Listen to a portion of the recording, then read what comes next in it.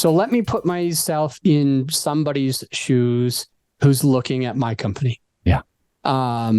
So you're telling me it's going to save me money, but the price point for the marketing with Adam's company is really high. It's higher than I would have expected. It feels scary. Mm-hmm. Now what?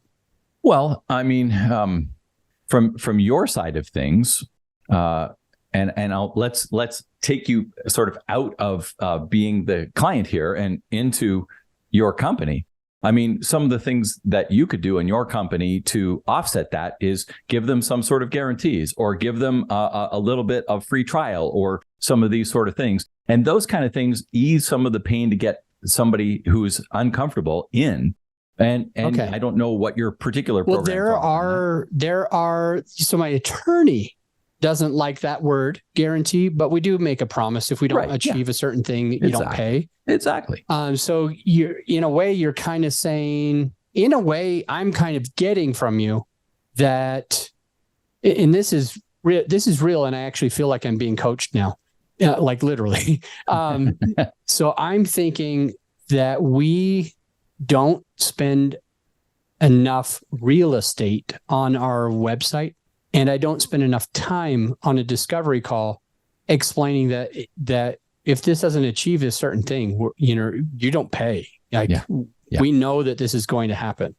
And I never really share that. I never really say that. Like, I mean, I rarely ever share that or say that. And it is on the website, but it's like, it's so small. It's just part of a thing. But I think maybe we should open it up a bit more. Well, when you had your client hat on 2 minutes ago, that was the first thing you said. Yeah. Yeah, that's because I've heard people say things that about us and other companies too. For sure. So cool. So basically, you're overcoming their fear before they even begin with you. And it's like, hey, listen, if this is that easy, why wouldn't I use Adam's company to do my marketing? Or at least try. Yeah. Cool. All right. I've got this framework that I can save 1,000 hours.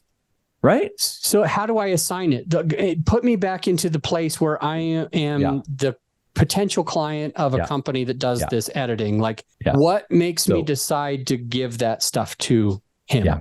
So when you're aligning it, in the aligning phase, you're going to look for companies or people that are going to be able to, or applications, depending on what pieces of the puzzle you're trying to offload. And you're going to then look for alternatives. And, you come up with your 3 alternatives like most people do, and have your conversations or research whatever you need to research, test and try.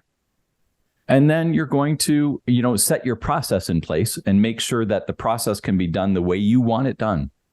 You still own the podcast, you still own the business, whatever the case is. So there are certain things that you want done that are in the framework of what you're promising your listeners. And so you want to make sure that that's going to be capable and available and done the way you need it done. And then after that, you're assigning accountability. And you're basically that last piece, right? We've gone through all these things, the reasons why we want to make the move, the reason why we want to offload the marketing. I'm going to get 1,000 hours back. I want 1 or 2 big pieces of why I want to make this decision. 1,000 hours, that's worth to me. What's that worth to you? I can go on a family vacation. I don't have to worry about doing all this stuff when I'm on vacation next week. I don't have to worry about spending 2 or 3 hours a day when I'm with my family because the stuff needs to get done because I still got an episode coming out. Maybe the episode's recorded, but I don't have all this other stuff. Like, think about the freedoms that it will provide you when you go back and you overlay the freedoms, and you're taking away the frustrations of using a professional to do some of these pieces of the puzzle for you, so that you can get to the end goal, which is, hey, I don't need to do this anymore.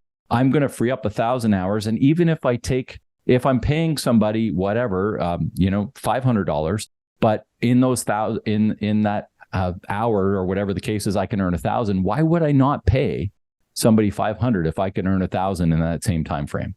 So you start looking at the cost and the figures of that as well.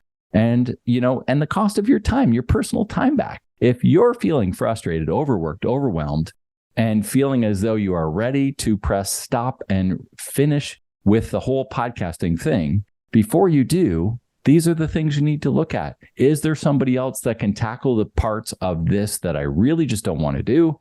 And move it, assign that accountability so that you can do the stuff that you truly want to do. And then life is good.